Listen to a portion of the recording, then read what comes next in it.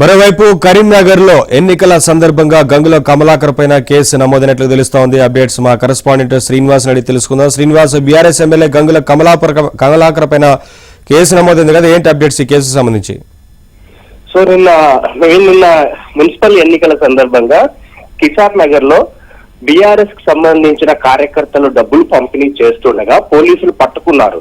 అయితే పట్టుకున్న కార్యకర్తలను జీప్ కూడా పోలీస్ వాహనం కూడా ఎక్కించారు. అయితే పోలీసు డ్యూటీలో అంటే విధులకు ఆటంకం కలిగించి పోలీస్ జీప్ ఎక్కించిన కార్యకర్తను బయటికి దింపి తనతో పాటు తీసుకెళ్లారన్న కారణంగా గంగుల కమలాకర్ సహా మరో 6 పైన పోలీసులు కేసు నమోదు చేశారు.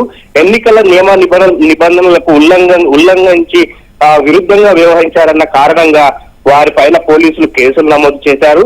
పోలీసు విధులకు ఆటంకం కలిగిస్తూ అక్కడే ధర్నా చేయటం, నినాదాలు చేయటం, సో దానిపైన పోలీసులు అయితే సీరియస్ గా ఉండి గంగుల కమలాకర్ పైన మరో 6 పైన కేసులు అయితే నమోదు చేశారు. Naveen, thank you Srinivas.